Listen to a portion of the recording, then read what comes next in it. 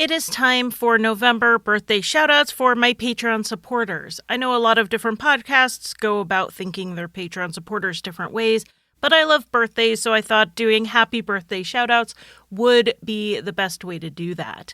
If you're wondering how to get me your birthday on Patreon, at the beginning of each month, I start a discussion thread. Just join that, leave your name in the comments, and you will get your birthday shoutout. I want to say a very happy birthday to Amanda, Brenda, Bree, Brooke, Christina, Crystal, Daisy, Ellen, Hope, Lauren, Leah, Madeline, Mandy, Mariah, Marie, Michelle, Norel, Raven, Shelley, Tracy, True Crime Nana, Mason, Tammy, Preeti, Bobby Joe, Randir, Heather, Jackie, Elizabeth, Amy, and Megan. Have a very happy birthday, everybody, and thank you so much for your support over on Patreon. Happy birthday!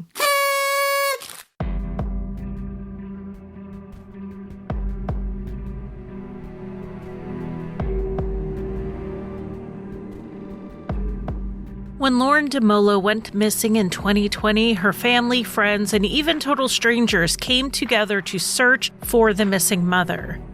Confusing clues were uncovered and many names were brought up, but all leads have failed to tell the family where Lauren is. I'm Charlie, and welcome to Crime Lines.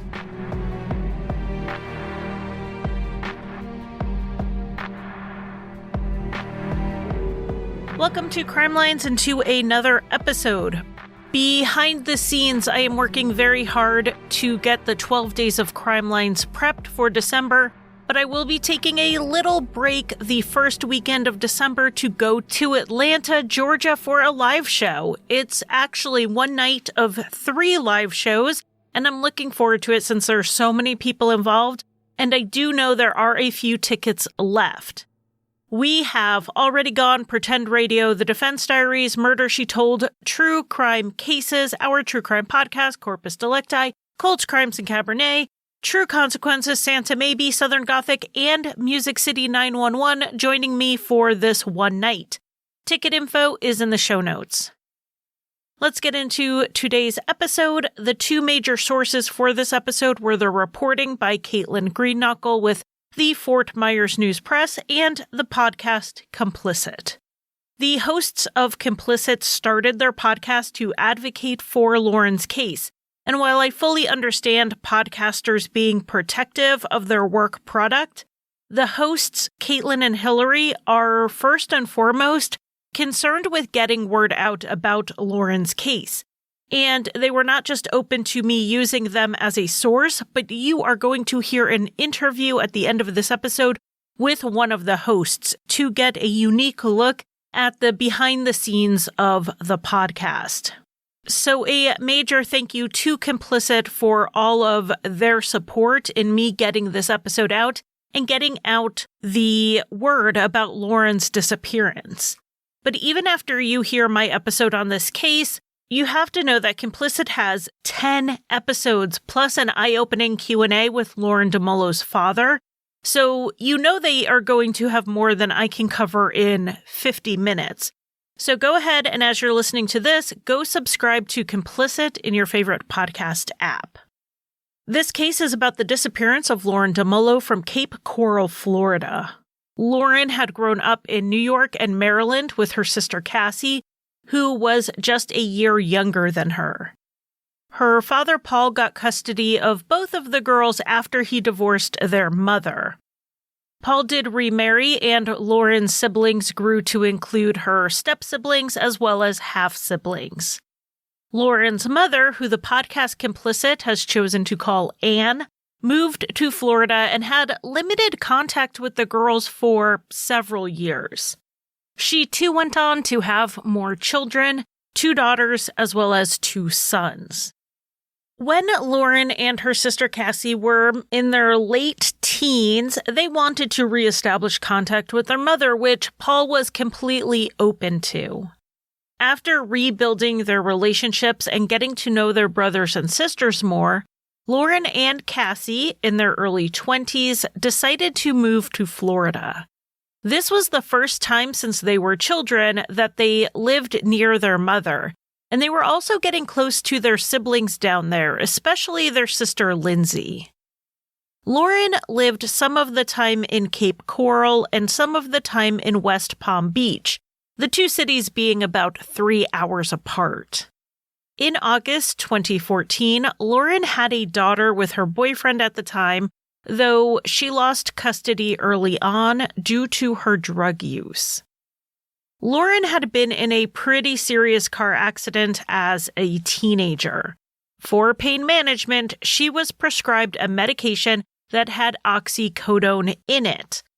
In spite of Lauren having at least 2 risk factors for developing an addiction to the medication. For one thing, her mother was an alcoholic, and genetics play a significant role in addiction. And 2, she was a teenager. The majority of those with substance use disorder were introduced to drugs or alcohol as an adolescent. Like a lot of people with an addiction to opioids, Lauren started with a legal prescription and then moved on to illicit drugs. After Lauren had her daughter, she went to rehab and was able to get custody back. But then she relapsed in 2018 and her daughter was taken out of her care again. She was placed into a kinship placement with her paternal grandmother. Lauren talked to her family and accepted that she had put herself in this position to lose her daughter, but she was going to get clean again and stay that way so she could regain custody. So Lauren started what is a very difficult path. She was working on her recovery while also complying with every step the Department of Children and Family Services required of her. That included random drug testing. She had to also prove she could support herself and her daughter, so she was working 2 jobs to make sure that could happen. Though she lived with her mother Anne and her stepfather Victor for a little while, she was soon back on her feet and got an apartment with her boyfriend Gabriel Pena, who went by Gabby. 2 jobs, clear drug tests, taking advantage of the time she had with her daughter, which included video chats in between the in-person visits, and having an apartment with the lease in her name. These were all steps towards reunification. A big part of Lauren's recovery process was focused on meditation and spirituality.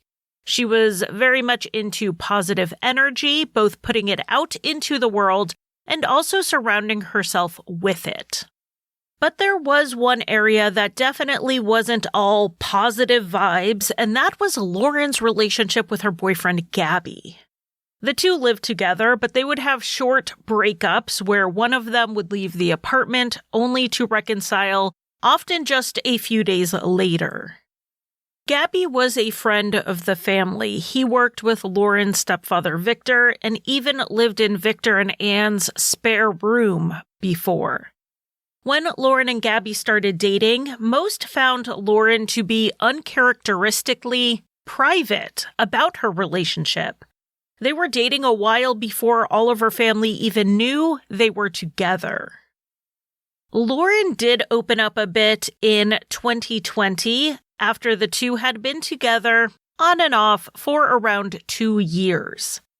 Lauren texted her sister Lindsay once that spring about the relationship, saying that she loved Gabby, but he was miserable and the relationship was over. But then they were together again a few weeks after that. Lauren had also confided in her maternal aunt Sue about these relationship issues, and Sue would offer her a place to stay if she needed some space from the arguments. Lauren would be grateful but would turn her down. Lauren was 29 years old, and it makes sense that she wanted to prove she could do it herself. At this point in the relationship, Lauren had not told the family anything other than that she and Gabby would fight, but she didn't mention anything about the arguments turning physical. That was until May 22nd, 2020, when Lauren told her father that Gabby had put his hands on her. That day had been a very hard one for Lauren, physically and emotionally, because she had just gone to the doctor for an abortion. Gabby had not gone with her like he said he would, and he also didn't pay for it like he also said he would. So Lauren was home recovering when Gabby got back from work. She was resting and asked him if he could bring her a bowl of soup. For some reason, this set Gabby off and he got angry with her, and Lauren sent her father, Paul, photos of the aftermath, which included bruises on Lauren's arm and neck. Paul's instinct as a father was to get on a plane from his home in California and fly immediately to Florida to see what was going on and to help Lauren. But this was May 2020, and if we can put ourselves back there, we were being told not to travel unless absolutely necessary in order to prevent the spread of COVID-19. There was so much uncertainty back then about what was happening and how this was going to progress. Since Lauren had other family in the area, including her mom and stepfather just down the street, Paul stayed put, but he encouraged Lauren to go to the police. But she did not. Lauren did confide in a friend about this abuse as well, saying she needed help getting out of the situation. But she said that this was the first time it had ever happened. The family would later learn that this was unlikely to be true. Lauren had become friendly with those at the 7-Eleven convenience store across the street from her apartment. Those casual friends said that they believed that Gabby and Lauren's relationship had been physically abusive for a while based on things Lauren had said. And it was definitely controlling. Lauren said that Gabby would choose her clothes and her makeup if she was going out, and he would sometimes take the router with him when he would leave the apartment, knowing that Lauren's phone only connected through Wi-Fi. It also sounded like Lauren may not have been getting the help with finances she needed from Gabby, who was living in her apartment. A friend told the family that Lauren complained that Gabby would often disappear when it came time to pay the bills.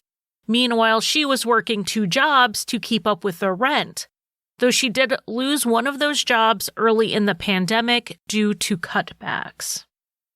The state of the relationship was a major source of stress, and now Lauren has lost one of her jobs, and she has had a pregnancy termination, followed by an alleged physical assault.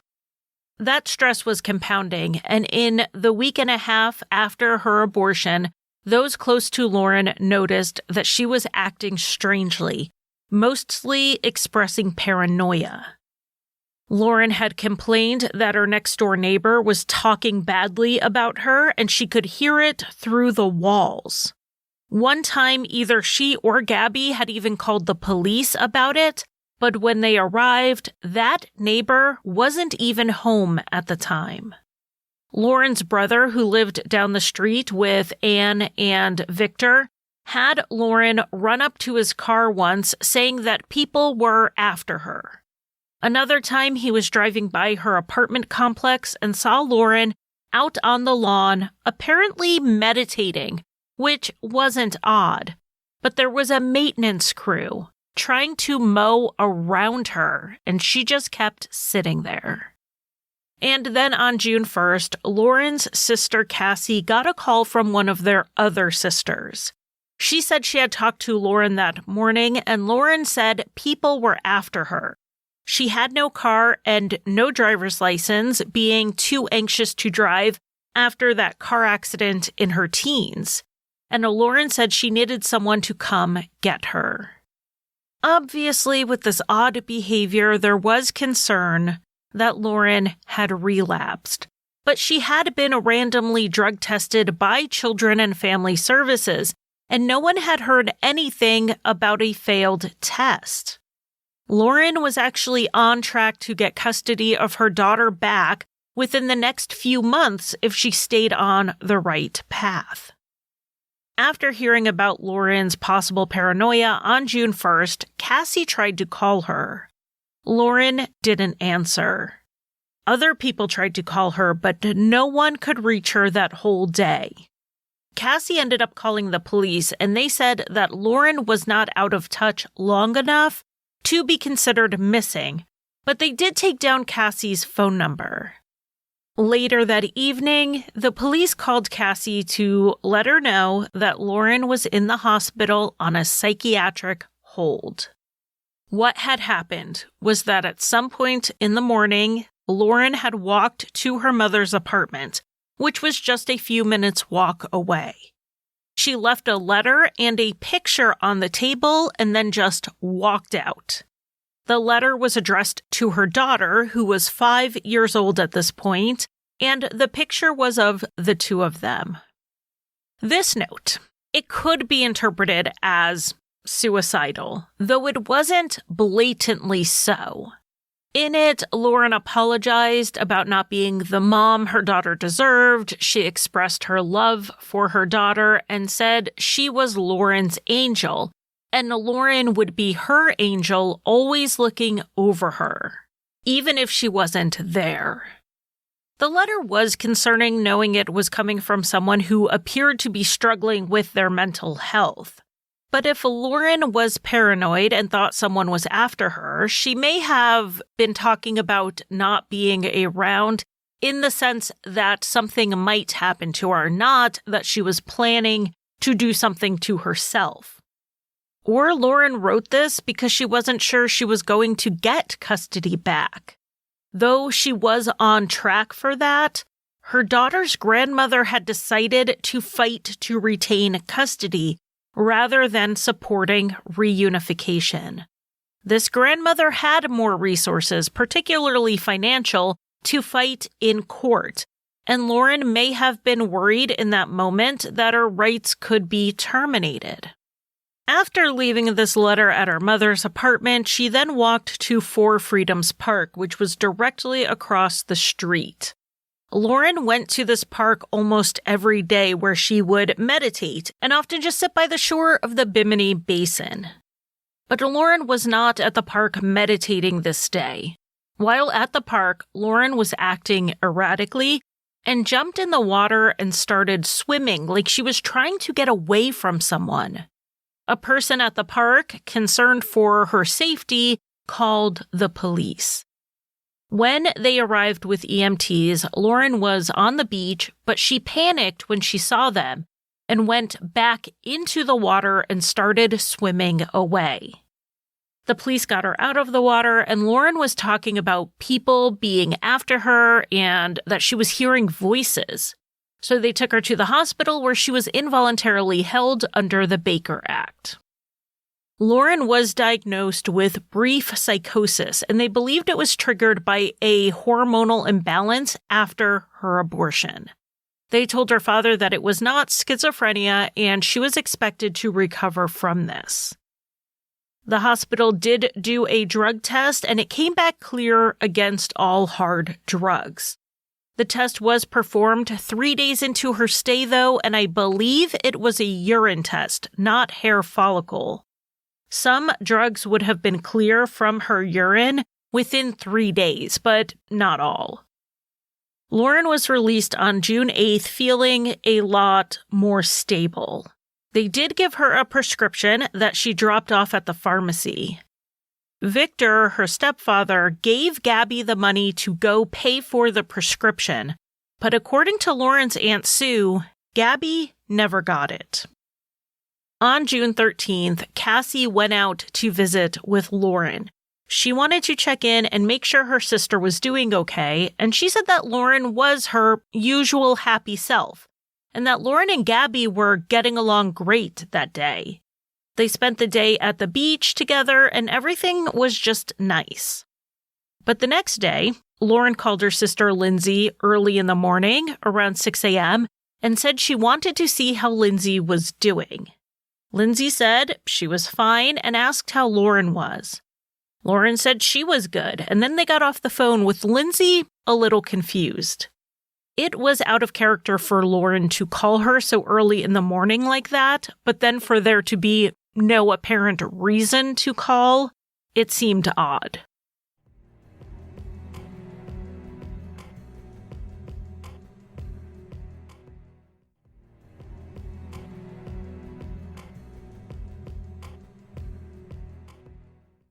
The next day, on Monday, June 15th, Gabby called Lauren's father, Paul, in California. This was the first time Gabby had ever called Paul. The two had never met since Paul had not been to Florida in about 2 years at that point, and the pandemic had ruined his plans to go in 2020. Gabby said he was calling because Lauren was having another episode, and she was talking about aliens and the devil. It's unclear why Gabby called Paul, who was clear across the country, and not Anne or Victor, who he knew well and lived right down the road. Paul asked to speak to Lauren, and when he got Lauren on the phone, he asked her what's going on. She said she didn't know what was going on, but instead of talking about devils and aliens, she said something wasn't right, and she talked about how Gabby would leave for a few days and then come back. She said she was fine, but then said she felt someone had been giving her something. At that point, Gabby got back on the phone. Because no one had picked up Lauren's prescription for the antipsychotic medication at the pharmacy, they couldn't try medication at home first. So Paul told Gabby that if Lauren was acting paranoid again, she needed to be in the hospital, and he suggested Gabby call the police. And that's what Gabby did. Lauren was admitted again on June 15th. Her stay this time was shorter, and she was released by the morning of the 18th. On that day, Lauren was going around town filling out job applications. In addition to having lost one job due to the pandemic, she lost the second one when she missed a lot of work due to her hospitalizations. With the economic uncertainty of the restaurant industry, Lauren felt a little dejected, but she was applying pretty much anywhere in town that was looking for help. That same day, a maintenance man said he also saw Lauren when she came by one of the complexes he worked at, not asking about a job, but rather if they had any open apartments. All she said was she needed a new place because she was trying to get out of a bad situation. He told her she'd have to talk to the front office people.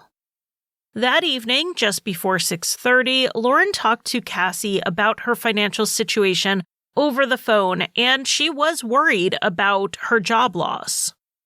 They talked for a few minutes, and Cassie reassured Lauren that they would work it out. They would talk the next day, and Cassie could help her figure out how to apply for unemployment benefits. Lauren seemed to feel a little bit better by the end of the call. The next day, Friday, June 19th, we have to rely on some witnesses as to Lauren's movements. Some of those witnesses would later be suspects in Lauren's disappearance, so don't consider the sightings to be confirmed. But we'll get into the specifics on the suspects later. The first point on Friday we have is from Gabby. He got up to leave for work around 6 a.m. He said Lauren was still in bed, so he kissed her goodbye and left. Another witness, who was the same maintenance man who Lauren asked about an apartment the day before, said he saw her walking towards her apartment coming from the direction of Four Freedoms Park. He put the time around 8:30 in the morning, which was in line with Lauren's routine of going to the park to meditate. Another man named Josh said Lauren walked by his apartment around 10 a.m. They saw each other, waved, and Lauren kept going. He lived on the other side of Bimini Basin from the park, which really wouldn't have been a long walk between Lauren's apartment and his apartment. This would be the last sighting of Lauren, but like I said, let's not call it confirmed just yet. When Gabby got home from work that night, it was pretty late. Lauren's stepfather Victor dropped him off after they had worked a double shift with the flooring company, so this would put him getting home between 9 and 10 at night. Victor told the Complicit podcast that Gabby was in a good mood during the workday, saying that he and Lauren had talked the night before and things were going to work out. But then Gabby mentioned on the drive home that he hadn't heard from Lauren all day when they were usually in touch while he was at work. Gabby would sometimes leave his phone in the work van, in which case Lauren would call Victor's phone. Victor said Lauren hadn't called him either. When Gabby got into the apartment, Lauren wasn't there. Gabby called Lauren's father, Paul, to let him know that Lauren wasn't home and he didn't know where she was. Paul was not alarmed at this point and suggested that maybe she had gone to the store or to her mom's place. He suggested that Gabby check a few places first and then have Lauren call him when she got in. When Paul didn't get a call by the next morning, he called Gabby back. Gabby said Lauren hadn't come home all night, but he was at work at that moment and he would have to call Paul back later. Paul talked to Lauren's sister Cassie, and she called the police to ask for a wellness check on Lauren's apartment. An officer went over there and knocked, and while someone peeked through the blinds, they didn't answer the door. Because the police didn't have probable cause to enter, there was nothing more they could do. That night, not having heard from Lauren or Gabby, Paul called Gabby again. Gabby said he did check a few places for Lauren but couldn't find her. Paul said okay and reminded Gabby to tell Lauren to call him right away when she got in. Gabby said he wasn't going to be home that night because he was going to stay at a friend's house. So Paul was getting some mixed messages from Gabby here. Gabby seemed worried enough on Friday night to call Paul right away when he saw that Lauren wasn't home. But then he wasn't worried enough nearly 24 hours later to even stay home and see if Lauren made it back.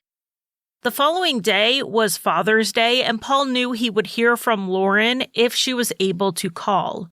They were incredibly close. So when Lauren didn't call, Paul called Gabby and told him they needed to file a missing persons report. Meanwhile, Lauren's sister Cassie had called Victor and their mom and asked them to file a missing persons report, but they seemed to think that it was an overreaction. Victor did agree to go to Lauren's apartment to look around, and he said everything looked normal except Lauren and her purse weren't there. But that's all that was missing. Lauren had been gone for at least 2 nights, but didn't take so much as a toothbrush with her. Paul pushed Gabby into filing this missing persons report. Gabby first told Paul that he called the police to come out to take the report, but no one showed up. So Paul called the police station to ask when they would be going out, and according to what Paul told the Complicit podcast, the police said no call had been made to them. So Paul called Gabby back and made it clear that he was not asking Gabby to file the report. He was telling him to do it, and Paul wanted the case number within the hour.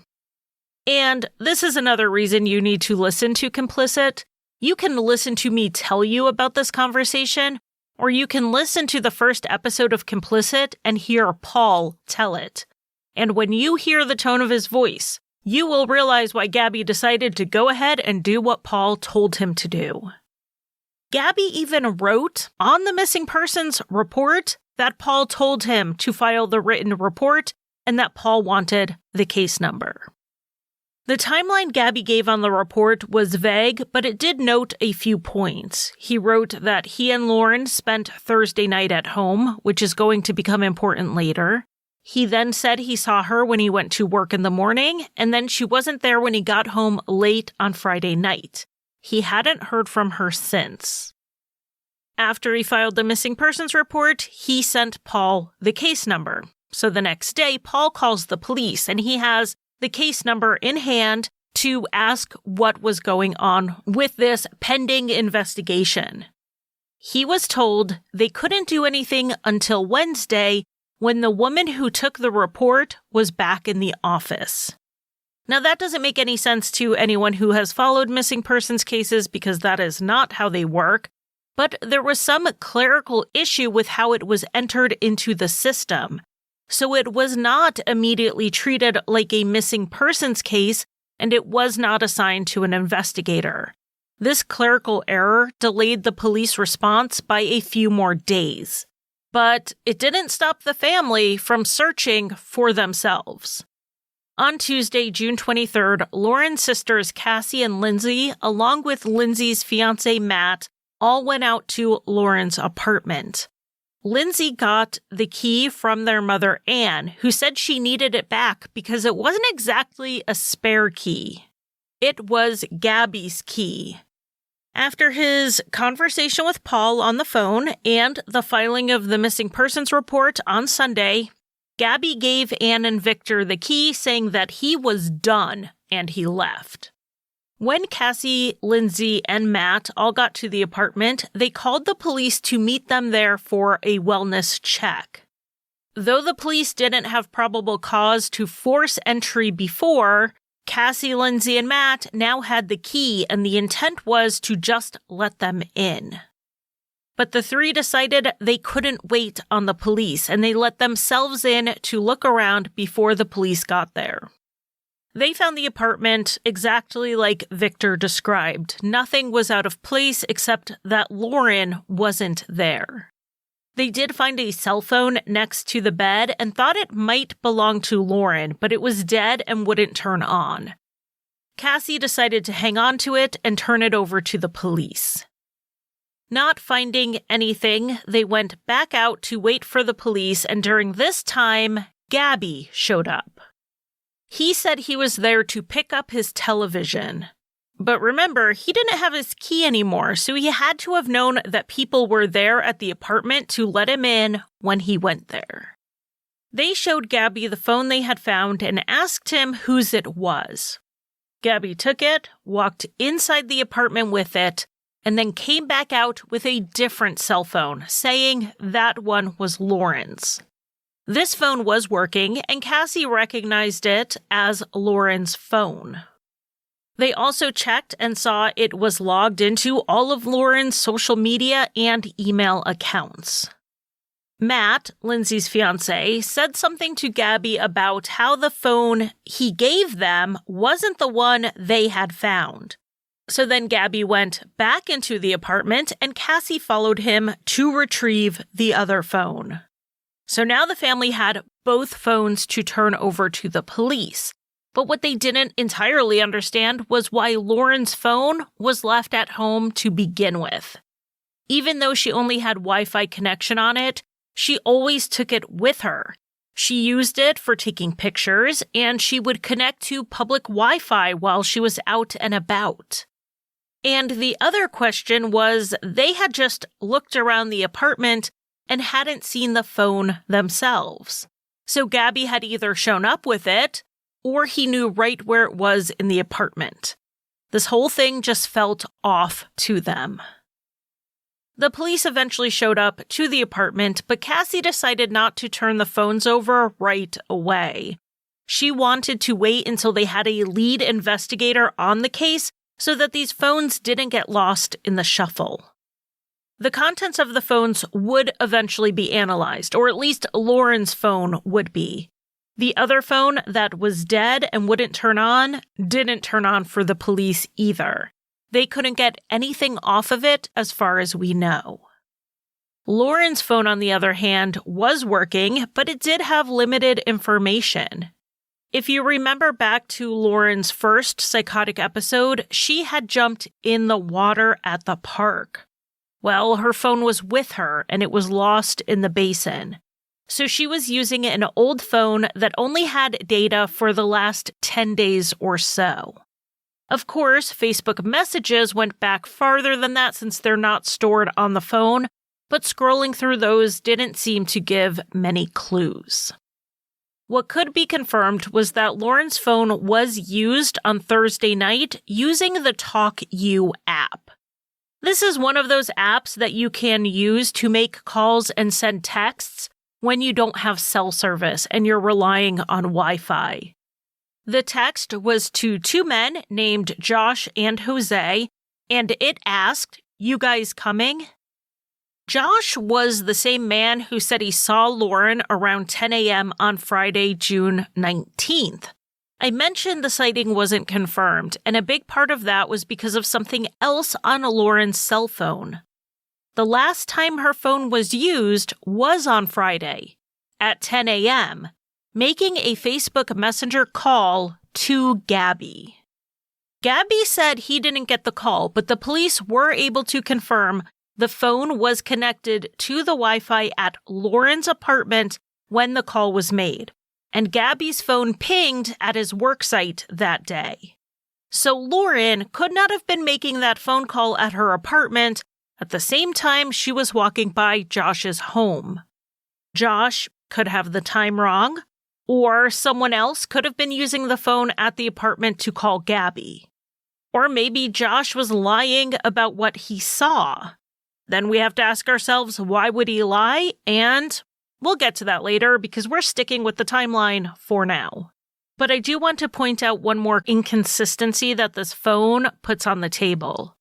The text to Jose and Josh indicated that Lauren went out on Thursday night, or at the very least had people over. Yet Gabby had said he and Lauren spent the night at home talking out their relationship problems. So this is another contradiction in the timeline. So while Cassie, Lindsay, and Matt were conducting their own search, Paul landed in Florida on the night of Wednesday, June 24th, the same day an investigator was assigned to Lauren's case. But even with the police on the case, the family didn't slow down their own searches or investigation. Paul didn't even have time to adjust to the time zone change when he and Lauren's sisters got up on Thursday to search. They met at Lauren's apartment and then walked from the apartment to Four Freedoms Park, where Lauren usually went. They spoke to people along the way to see if they had heard from Lauren or had seen anything. Over the next few weeks, they would continue these searches pretty much daily by following Lauren's known routine walking through town. And then 3 days into their searches, on Saturday, June 27th, the family started at the apartment and walked to the park as planned. But when they got to the park, they found that there was a police search underway. There was a boat and a dive team in the water. The family was not informed about this search, but that's pretty typical since the police don't want to tip anyone off, particularly in the early days of an investigation when no one yet everyone is a suspect. So they didn't know the search was happening, and they also didn't know why the search was happening. The family was told more after the search was complete. It turned out that Lauren's purse had been found at the park back on the 20th, the day after she went missing. Because of the delay in the investigation getting launched, it hadn't been immediately connected to a missing person. Someone who was at the park that day found the purse and turned it into the park ranger. It had Lauren's wallet in it with her ID. Next to the purse were Lauren's shoes and the keys to her apartment.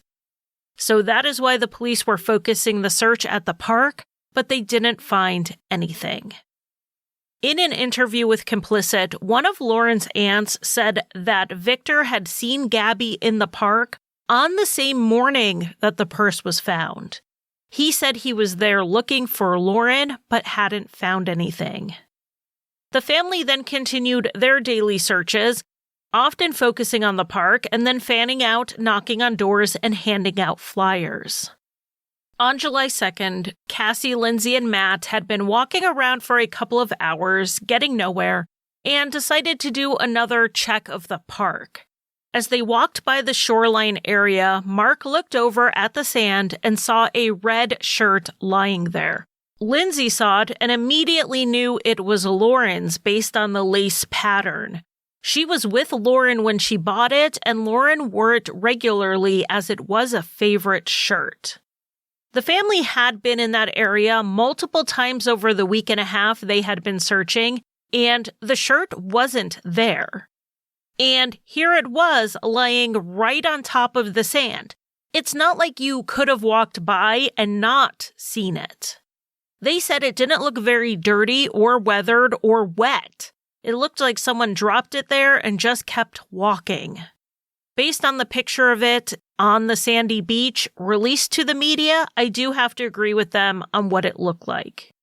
The police came out to bag it as evidence and would later confirm it was Lauren's shirt. They did a sweep of the area around it, but found nothing else. There was a camera on a building that faced the area, and the police checked the footage. Lauren's family thought the shirt may have been planted there to throw the investigation off.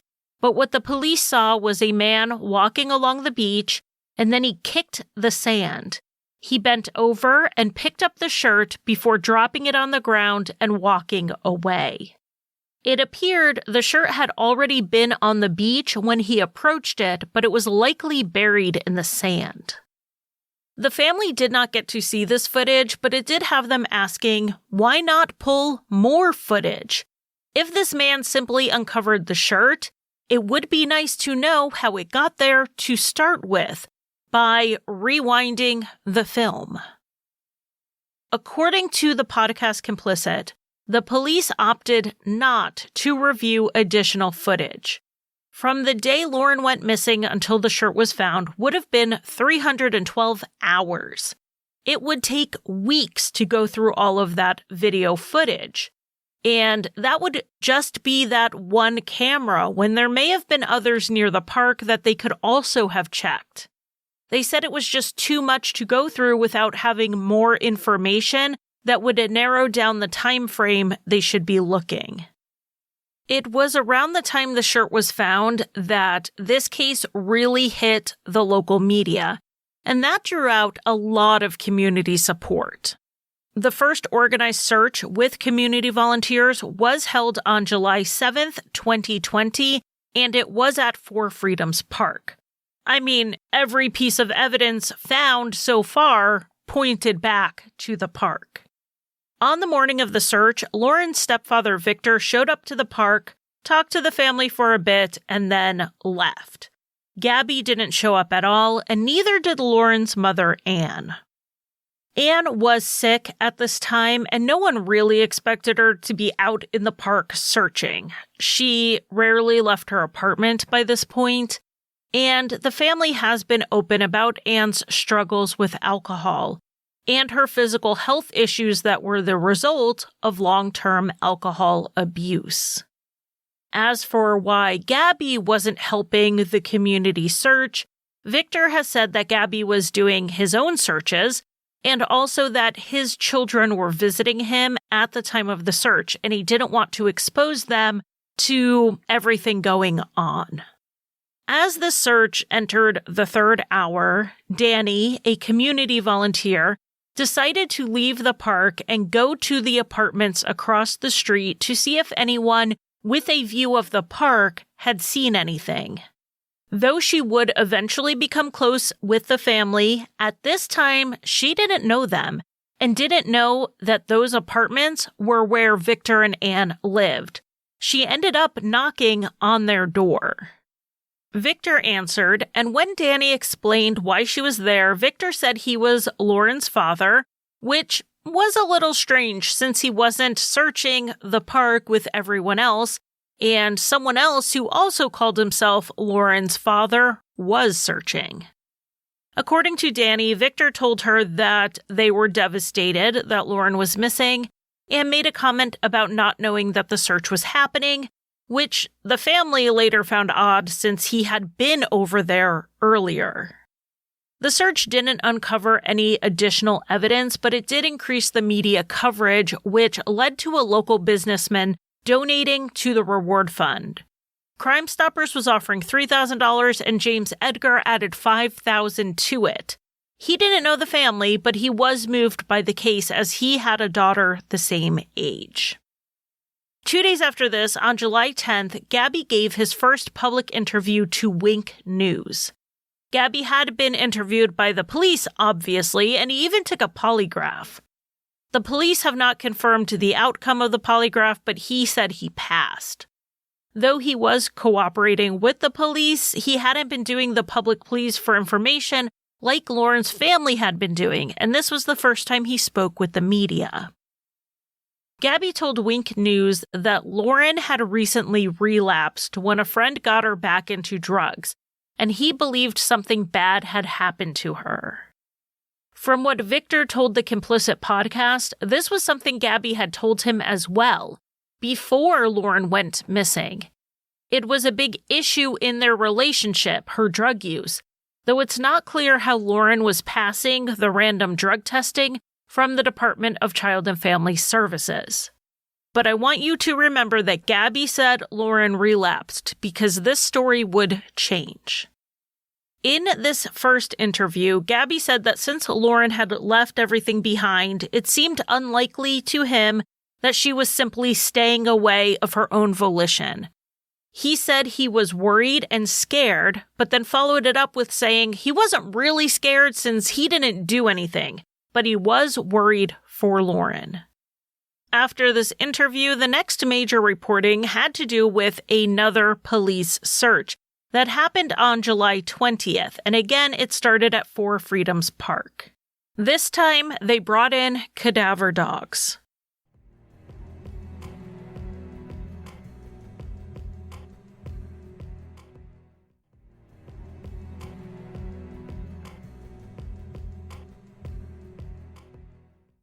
Shortly after the search began, a dog brought them across the street and to the front door of an apartment. It was Victor and Anne's place. The dog also indicated on storage trailers in the back of the apartment complex and on Victor's work van. Anne and Victor allowed the police in to search their apartment with the dog, and the dog indicated on a curtain which did have some type of stain on it. The police took the curtain and Victor's van in for processing. Nothing was found on the curtain to tie it to Lauren, and it's not entirely clear what was or was not found in the van. It was returned to the company that owned it after it was processed, but nothing as obvious as Lauren's blood appears to have been found. The possible explanation given for the hit on the van was that Victor and Gabby worked for a flooring company. There really was no telling what had been on the flooring they hauled out of these various places. As for the apartment, Victor thought it might be because their cat had died in the apartment, but the dog handler interviewed by the Complicit podcast explained that cadaver dogs are trained to ignore animals. Otherwise, they would be completely useless for searches in woods and fields. The dog handler thought it was pretty significant that the dog crossed right over to that apartment. Because these were cadaver dogs, these were not scent dogs, so the dog didn't just pick up on Lauren's scent. This dog was trained to only look for the smell of human decomposition, not a personal scent. So it does seem significant that the dog went right over across the street. However, no evidence was found backing up what the dog was indicating. In August, roughly a month after his first interview, Gabby gave a second interview to the media. But remember how he said Lauren relapsed and I told you the story would change? This is where it changed. In this interview, he denied Lauren was using drugs again. He said he believed that she was actually apartment hunting that day, like she had been the day before, and that someone took advantage of her being out on her own. Lauren was pretty small. She was 5 feet tall on a good day and 110 pounds. She was also sometimes too trusting of people's good intentions. And that is a theory that definitely needs to be considered. If Lauren was out apartment hunting or job hunting or just meditating in the park on the 19th, something could have happened unconnected to anyone known to Lauren. But it's really just speculation at this point because there isn't any evidence backing it up. There was little found over the summer aside from what we've already talked about, or at least nothing the investigators have made public. Lauren's father, Paul, had spent the entire summer in Florida just hitting pause on his life back in California because it was so important to him to look for his daughter. but he needed to go back to California for some appointments in early September, but planned to be back in Florida within a few weeks. Around the same time, the family was dealt another crisis when Anne had a serious medical emergency. It was on September 14th when Jeffrey, Anne's son, came home from work and found her lying on the bathroom floor incoherent. Jeffrey called 911. Anne was diagnosed with a very bad UTI that was impacting her kidneys, and she had gone septic. She would go on to develop pneumonia. It seems like Anne had been in the bathroom pretty much all day because she was in there when Jeffrey left for work in the morning, but he hadn't thought anything about it at the time. It would turn out that Anne had not been alone that entire day. Anne's sister Sue went to the apartment while Anne was in the hospital and found a note from a maintenance man saying that he would be back to finish the repair later, indicating that he had been in the apartment that day.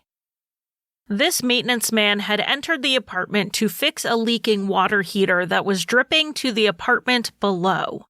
He said he knocked on the door and got no answer, so he used the universal key to get in. After he finished the repair, he went into the bathroom to turn on the sink so that he would push the air out of the pipes. He said he walked in and Anne was sitting on the toilet, bent over. He made his apologies, asked if she was okay, and then locked the bathroom door as he made his way out. He went to the kitchen faucet to clear the line, left the note about finishing the details later, and then left the apartment. But here's the thing. This maintenance man was the same one who Lauren had asked about available apartments on the 18th, which was also the same one who saw Lauren around 8:30 a.m. on the last day she was seen.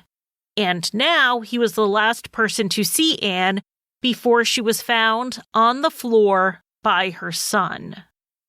Wondering a little bit about this coincidence, Lauren and Anne's family contacted the company and learned there was no work order for that day. They were told the man shouldn't have been in the apartment without a work order. So Paul took that information, and let me tell you, he really should be an investigator himself because he is very detailed. He decided to do a background check on this maintenance man. It turned out that the man used to live in Racine, Wisconsin. That is relevant here because of someone else who lived in Racine, Wisconsin at the same time, and that was Lauren's boyfriend, Gabby.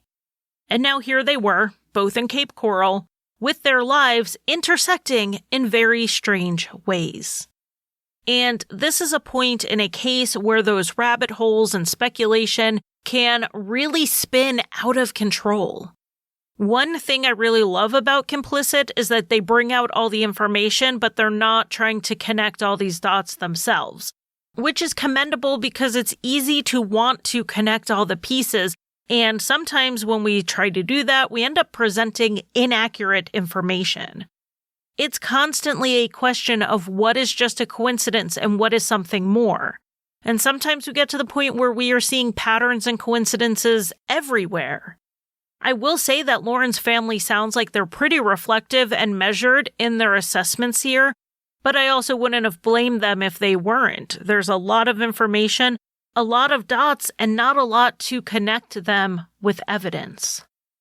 And Anne's stay in the hospital brought even more dots to light that, again, we don't know how they connect. Anne was in the ICU, and she was in and out of it. Sometimes she would be coherent enough to have a conversation, and other times, not at all. One time when she seemed with it enough to talk, Jeffrey asked Anne what had happened on the day she collapsed, and she said it had been okay because she was with Lauren. Jeffrey told her Lauren couldn't have been there because she was missing, and Anne said she knew that, but insisted she had been with Lauren. He asked her if she knew anything about what had happened to Lauren, and all she said was Michael.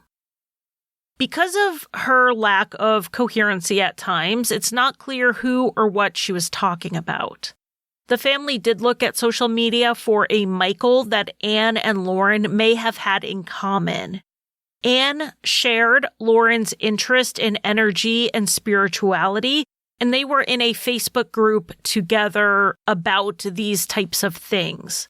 That meant that they may have a mutual friend or acquaintance named Michael that the rest of the family wasn't aware of. While they did not find an obvious connection to a Michael, they did find another man who had been in that Facebook group who was arrested in August of 2020 in connection to a missing 21-year-old woman. Now, if you used to watch the live streams I did back in 2020 when we were all stuck home with the pandemic and I had the extra time to do them, you may remember this case because I did cover it back then. The case started when a 2-year-old was found roaming a parking lot in Miramar, Florida on July 26, 2020. Tips from the public helped identify him as the son of Layla Cavett, who was from Georgia, and Layla was nowhere to be found.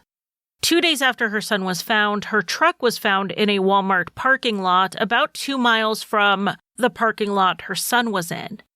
The police staked out the truck and a man named Shannon Ryan approached it with the keys. He was taken in for questioning and he admitted to meeting up with Layla, having met her on a previous occasion. He said this time he bought her truck from her, and the last he saw of her and her son was them getting into a dark sedan at a gas station. So what do gas stations have? That's right, they have security cameras and plenty of them. The FBI were able to pull the footage from the gas station and found no proof of what Ryan said happened. Ryan was charged first with kidnapping Layla's son, but those charges were dropped, and he has since been charged with her murder, even though her body has not yet been found. They do have a significant amount of evidence against him, even though he has denied involvement, and because he is innocent until proven guilty, and deserves the right to a fair trial, I will not be covering the case in depth until after there is a verdict.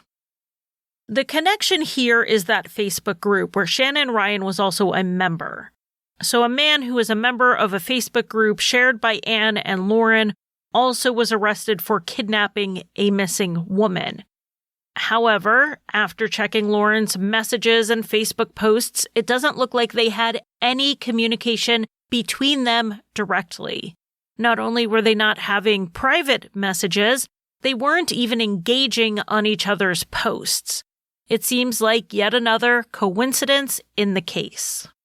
The next strange happening that occurred while Anne was hospitalized was in early October 2020. Paul was back in Florida and there was a rally and a vigil held for Lauren's case, starting with a long motorcycle ride led by her father, Paul, to raise awareness for the case, as well as raise money for the reward fund and investigative efforts. And on that day, while everyone was at the rally, a woman went to the hospital to visit Anne. The family had a list of approved visitors with the hospital, so not everyone could just walk into Anne's room. This person indicated that she was Lindsay, Anne's daughter. Lindsay, however, was at the event.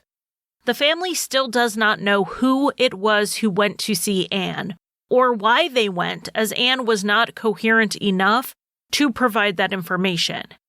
It seems unlikely that this was Lauren, as she wouldn't have even known her mother was in the hospital since she wasn't in touch with anyone. But it does make me wonder if someone wanted people to think Lauren had been there. Or maybe it was just someone who really wanted to see Anne and they weren't on the list, and so it was, from her viewpoint, a benign lie. But it wouldn't turn out to be all that benign. Not long after this visit, Anne tested positive for COVID-19. She had no known exposure as she didn't share a room with anyone. All of the nurses and doctors who saw her were testing negative, and the people on the approved list of visitors were also negative for COVID-19. They had to wonder if Anne had been exposed to the disease by this mystery woman. And this was really devastating news given how ill Anne was already. Her body could not fight another infection, and Anne died on October 15th, not knowing what happened to her daughter. Though tips continue to come into the police and to the family, and a lot of investigation has been done, the family is left with most of the same questions today as they had 2.5 years ago, with a lot more added on. Obviously, Gabby was looked into extensively, and assuming Lauren was seen on June 19th, his alibi checks out as he was at work all day, and his phone pinged from the worksite. But not all of Lauren's family believe that the June 19th sightings were accurate, and they want the timeline to be viewed a bit broader. What if Josh or the maintenance man, or both, were mistaken about which day they saw Lauren walking? She walked a lot, so it's not clear to me why they both think their memory is of the 19th specifically, and that it couldn't have been a different day. But per a statement made in December 2020, the police at that point did not consider Gabby a suspect. But that didn't mean they didn't have a suspect. They actually had 3. 2 of them were Jose and Josh, the men Lauren texted on the night of the 18th. A woman told the police that she was at Josh's place on the 18th, and Jose and Lauren were there as well. She said Josh and Lauren went into Josh's bedroom to talk, but she didn't see Lauren come out. She had left for a bit, and when she came back, Lauren was not there anymore. And if we remember, Josh was also the person who said he saw her walking on June 19th at 10 a.m., the same time her phone was calling Gabby back at her apartment.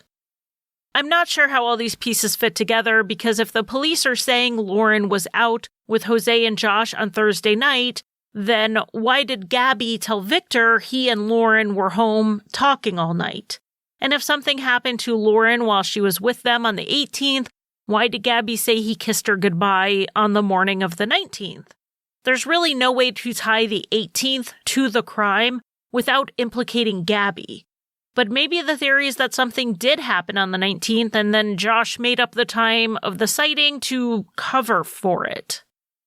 No theory of the crime or motive has been given, so it's very difficult to try to figure out the logic behind this. Now, the third suspect named was a man named Carl, who was someone that Lauren dated off and on when she and Gabby would be split up. 2 tips came in pointing in his direction. One woman said that Carl had basically threatened her by hinting about what had happened to Lauren, and then another woman connected to Carl said that she heard Lauren's body was in the Gulf of Mexico.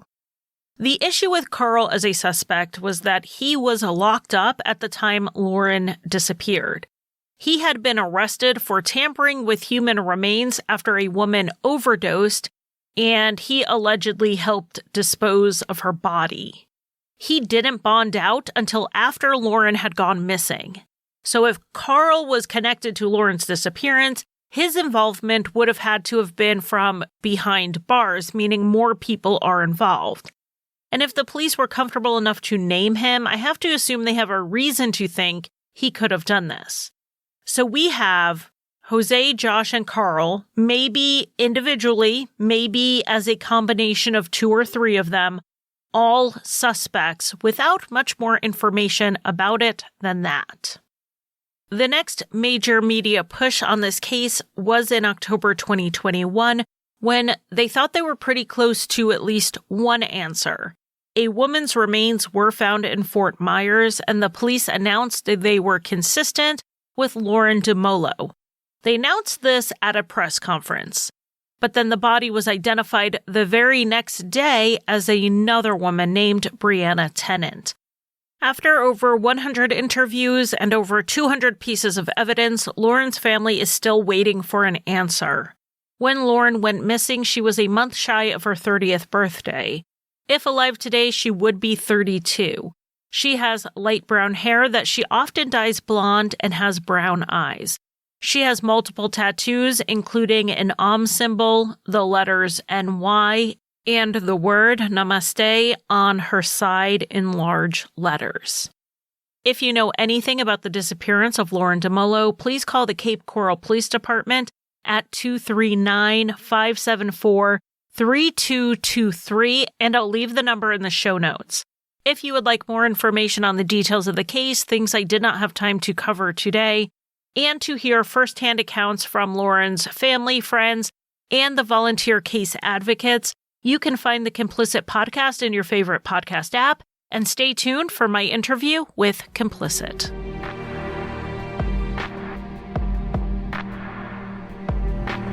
I want to welcome you first to Crime Lines. Would you like to introduce yourself to the audience?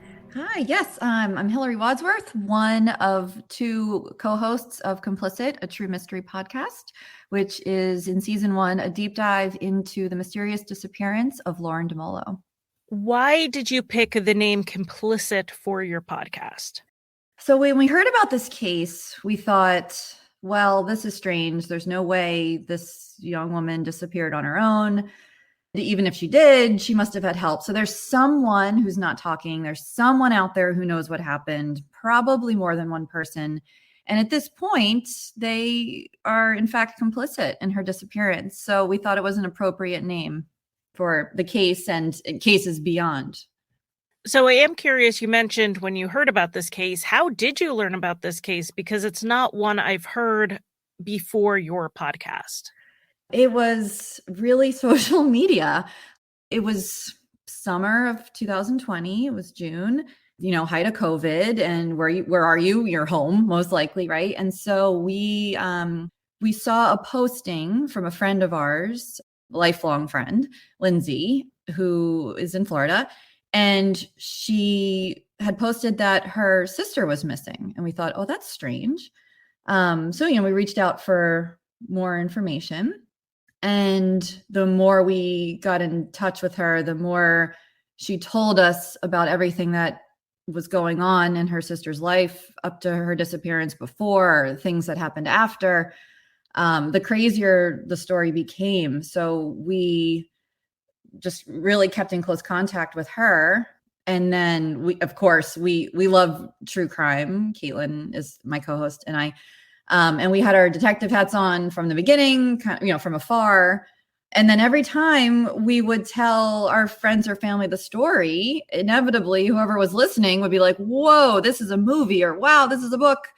And then one day, one of Caitlin's friends was like, no, this is a podcast. And so we were like, okay, yeah, this is how we can help. We can make a pod, we can get it out there. Because it wasn't a very widely known case locally. Yes, local media was all over it and covering it, and local events were happening, but there was really nothing to get the word out there. We've seen the power of the podcast. We've seen Your Own we've heard Your Own Backyard. We've heard Serial. I mean, this could be a very powerful medium with a relatively low barrier to entry. So we thought it was a great way to get involved from the start, tell the story, make it intriguing enough that enough people would want to be invested in the case. And here we are. What kind of access to firsthand accounts did you have? So, I've already listened, but for my listeners who have not heard your podcast yet, who are we hearing from during these 10 episodes? So we initially heard about the case through our friend Lindsay, who is Lauren Dumolo's actually half-sister. They share a mother. And through Lindsay, we were able to get access to her family, to her father, to her full sister, to her aunt, to friends of hers. Pretty quickly, a community group of just volunteers, search volunteers, was set up and created a Facebook group, which is open. Anyone can join that, called Bring Lauren Home. So we had access, and it was great because at the time too, because nobody really had heard about the case and they wanted all hands on deck and more people knowing, the family was super open to opening their lives, opening Lauren's life up to, because you never know what what faction of someone's life will hold the clue to their disappearance. If Lauren rides the bus every day, we need to know who was on that bus with her. Did someone, little things could make a very big difference. So in the podcast, you mostly hear from her family. You hear from the private investigator. You hear from her friends. You hear from the search and rescue volunteers. So there's a group called Missing in America who's actively involved right now. There's Peace River Search and Rescue and Cadaver Dogs, and Mike, who runs that organization. And so basically people who are very close to Lauren and close to the case are featured in our podcast. So it's very firsthand. The police have not spoken to us, although they are lovely and will answer our emails. They won't talk to us because it is an open investigation at the moment. Who have you not talked to who you want to talk to about this case? There's one person who we've repeatedly reached out to for comment, and that is her boyfriend at the time of her disappearance, named Gabby. We've talked to his friends. We have talked to Lauren's stepfather, who is his work partner. We cannot seem to get him to respond to us. And we believe, is the most important piece of the puzzle, because he might have been the last person to see her, might know that one little piece of information about what was going on in her life, might have been the person responsible. We don't know. We have no idea until we ask him all the questions we want to ask. Aside from getting publicity for a case, which is really important because, without publicity, there's no pressure on law enforcement. I mean, that is one of the functions of the media, to hold the government accountable and in the public eye. But do you have a call of action for listeners right now? Like, what is the next step in this case from your point of view? Well, I think locally, if anyone in the Fort Myers, Cape Coral area, you might know that from the recent Hurricane Ian. That's exactly where it struck, actually, where this case is happening. There are still pretty weekly, if not every other week, searches going on. We'll all remember from the Gabby Petito case that someone, Brian Laundrie, was found in not too far off a main road. You never know where someone could just stumble 5 feet off of the main road and find some evidence somewhere. So really, if you're local, keep an eye out. But in general, nationally, I think, like you said, I think it's getting the word out, whether it's through our podcast and sending it to the right person for the next set of ears to listen to, whether it's sharing a link on Facebook, and Wink News is the local news station there. So they tend to cover her case a lot, especially on important anniversaries or if new evidence shows up. Supporting the local search and rescue efforts from afar. Everything can be found on our website, which is complicit-podcast.com. Writing in if you're a true crime fan and someone says, hey, what case do you want to hear? Or do you want featured? Make it Lauren Dumolo. That would be great. I think enough pressure, enough time, unfortunately. I think the truth always comes out. And it's really just going to be a matter of who has that missing piece of information. And maybe you're someone, you don't even know you have the missing piece of information until you put 2 and 2 together and think, oh, you know what? I did see her talking to that strange person, and I'm going to go tell the police. So one of the things we do know from the local police in Cape Coral is that our podcast is what is generating tips at the moment, which when we heard that, we were just like so thrilled that people who listen are taking the time to contact the police or contact the private investigator. So I think just the more ears, the better, the more awareness of the case, the better. It has gotten some great national press. Dr. Phil did a whole hour segment on this case. People TV Investigates has covered it. Missing in America, like the Dateline special has covered it. Callahan Walsh has covered it for Investigation Discovery. And those are amazing. And then you see a spike in the interest in the case, but then it fades. So I think more consistently getting the name out there will keep pressure on investigators to figure out what happened and interview the right people in the right way. So looking ahead, is Complicit, it was a podcast created for this case. It wasn't that you said, let's make a podcast, let's find a case. So in that vein, are you one and done with a case, or are we going to look forward to additional seasons of Complicit that explores other unsolved cases? So you're right. We created this with the intent of helping to solve the case, and our intentions are definitely still there. In a perfect world, we would have helped bring conclusion to this case before moving on to another case. But we've sort of recognized the power of the podcast, even a indie one like ours. It's so we'd love to cover other cases, especially when we have a lull at the moment. Unfortunately, in Lauren's case, doesn't mean we're not still in the background doing things and finding out and all that, digging around. But yeah, no, we definitely want to continue with other seasons, with other cases. It will follow the same general format as a deep dive alongside, us sort of narrating alongside people who are close to the case, telling the actual story from, the truth, the perspective.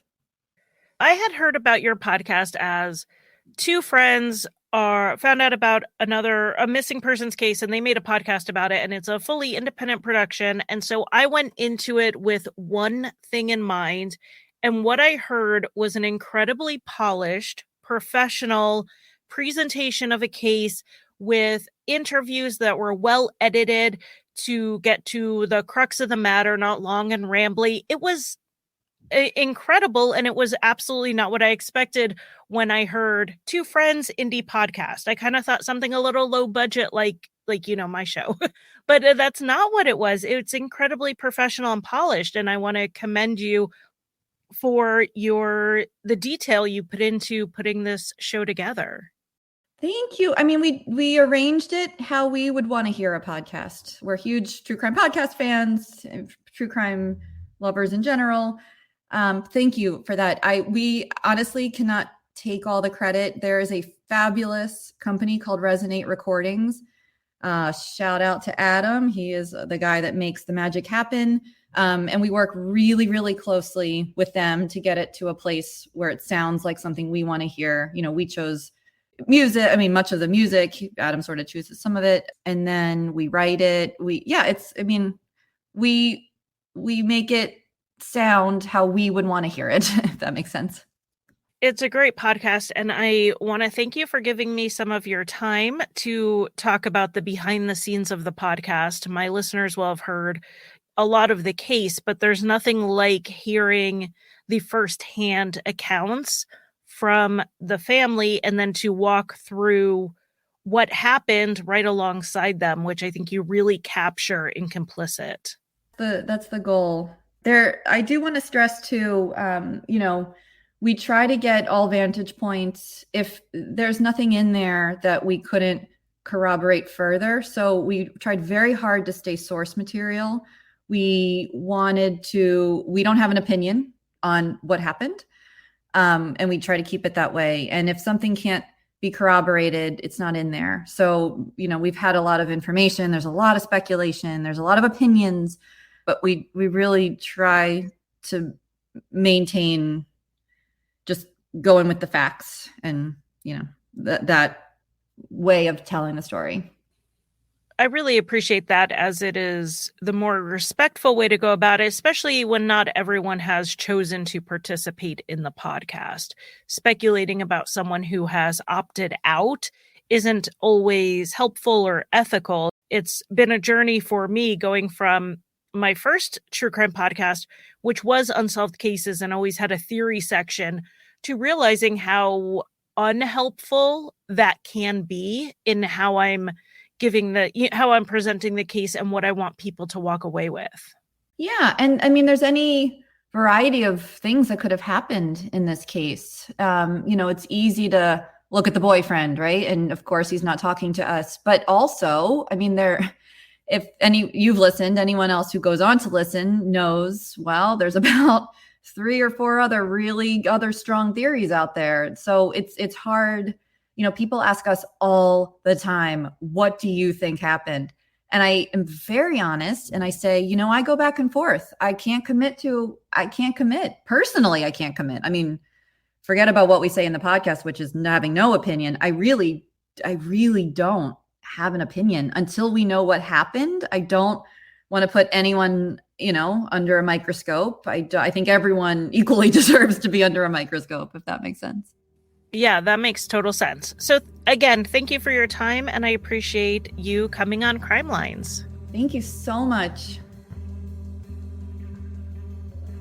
Thank you for listening. You can find Crime Lines on Facebook, Twitter, Instagram, and occasionally TikTok. Crime Lines is on Patreon, where I offer early and ad-free episodes as well as bonus content. Visit patreon.com/crimelines. If you want to buy me a coffee, the official drink of Crime Lines, you can give a one-time donation at basementfortproductions.com/support. And if you need a palate cleanser after listening to heavier true crime shows, check out Rusty Hinges, an allegedly funny history, mystery, and true crime show that I co-created and write for.